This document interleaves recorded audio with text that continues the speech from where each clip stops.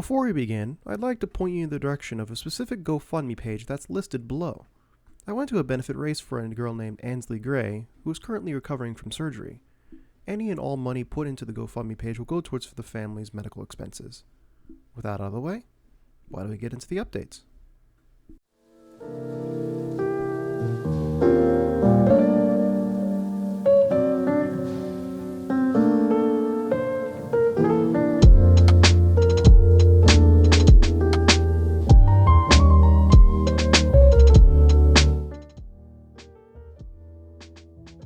Now I've had a few different cars on this channel, and I even still own a few of them. In this video, I'm going to go over each of the cars I own, or still own, and tell you a little bit about my experience with each of them over the time I've had them. If you enjoyed the video, be sure to hit the like button and comment on what you thought of it and any of the experience with your RC cars you'd like to share in the comments. I do read all of them, by the way. With that out of the way, let's begin.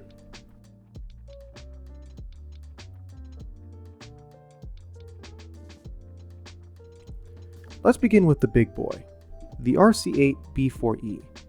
Now, if you watched my previous video about this particular buggy, I didn't have great success with it during my first time running it.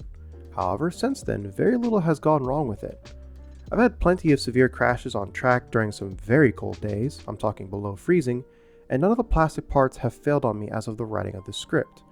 What worries me more would be the internals of the actual car. Things like the ring and sun gears inside the rear and front transmission, as the previous B3 and especially T3 had problems like these in spades if the differentials weren't properly shimmed. So far, I haven't had issues myself, but I've seen others have some trans issues over heavy use over time. Honestly, again, this comes down to regular maintenance and taking care of your buggy. The only thing that kind of rubbed me the wrong way about the actual buggy's durability was one of the rear axle bearings had started to go prematurely, and I'm not sure why.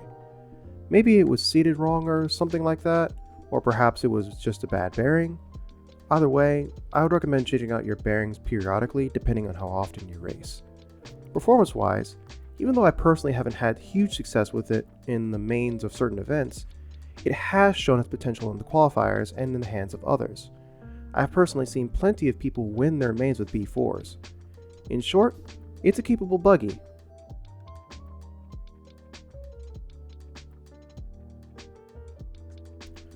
Now, one car that I've probably run the most amount of time with would be my SE6.2. The thing has been with me pretty much since the beginning of this channel. I've raced it on AstroTurf, carpet, loose dirt, open and sealed clay, everything. And you know what? It's been very good to me throughout its life. In terms of internals, I haven't had any issues whatsoever, and very rarely have I actually broken something that has taken me out of the race. One thing that has broken a lot thanks to my driving though, has been the front bumper and the body. Short course bumpers and bodies tend to be put under a lot of stress, so it doesn't really surprise me at this point. Also, a new bumper costs like $10 on A-main, so there's that. All the bearings in this truck are from when it was new, so it's probably overdue for a bearing service, but to be honest, none of the bearings feel crunchy or resistive, so I don't think it's entirely necessary. As for performance, I have experimented with a lot of different setups from Pettit RC and my own creation. 90% of the time though, I run the Dustin Hamilton setup and kind of just work off that as a sort of baseline. One thing I experimented with for a while was running the T6.2 gull-wing arms on the SC6.2. I did end up having more steering, but the truck became more unstable in the air for some reason.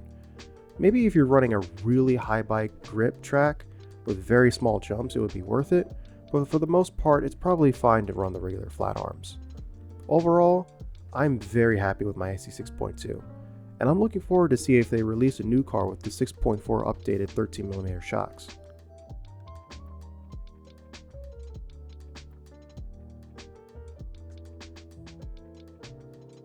Right, now for my current four-wheel drive buggy, the Techno EB410.2.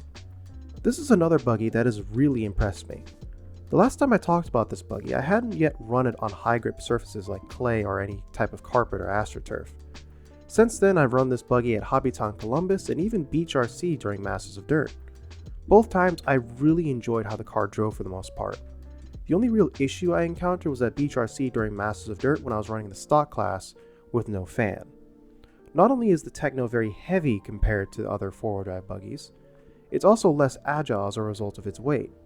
Because of this, I simply wasn't able to take certain lines that I wanted to. I'm going to go on about this, but it really needs to be said that if you plan to run a four-wheel drive buggy for stock racing, do not get a Techno. It's simply too heavy to make it work effectively even with different gearing. This also extends to carpet racing as well, as the EB410 does not have diff height adjustments the same way as other buggies do. Out of the box compared to its rivals, running a Techno on carpet successfully can be done and has been done before.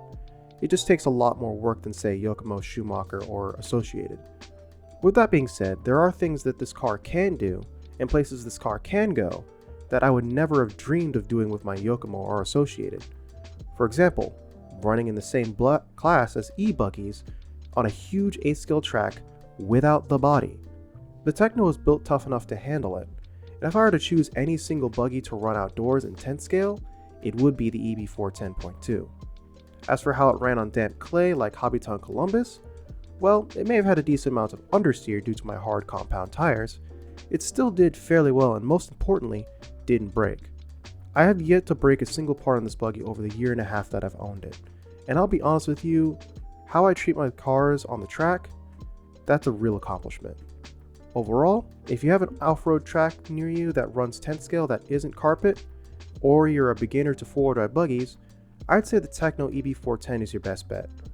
Only issue is that it's a little bit on the older side, as the buggy was released back in 2019.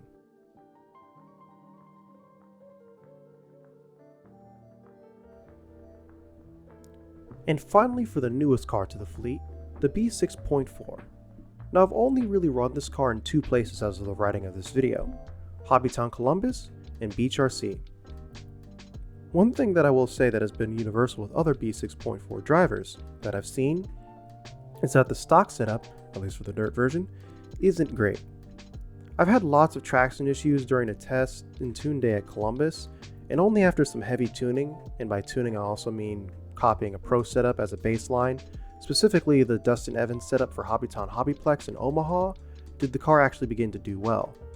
After I fixed my differential situation at Beach RC, and by that I mean Spencer Rivkin fixed my diff situation, the car handled extremely well.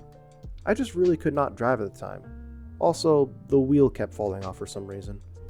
Anyway, I'll have to put in some more time with this thing to test its durability. For the most part, it's been fine, but I'm still unsure if it'll break under more stress. Two-wheel drive buggies usually do. One thing I will say is that the buggy itself and all of its changes are well worth it, especially those 13mm shocks. If you want a two-wheel drive buggy and live close to almost any track that has parts for 10 scale, chances are a B6.4 will work well for you. And those are all the cars I currently own, and their updates. If you enjoyed this video, be sure to like the video and comment about any cars you may own and your experience with them. Also, this is your second reminder to go and check out the GoFundMe in the description below for Ansley Gray. Also, I'd like to thank my patrons Michael Williams, RC World Discord server, Casey Nix, Ben Reeves, Dave Armstrong, Ryan Lamb, Joe Jenkins, Morrison Wad, Juliet Lovelace, The Mailman 110, Brian Lofton, Ricky Eckenlow, and Rob Bedingfield. Thanks for watching, and I'll see you next time.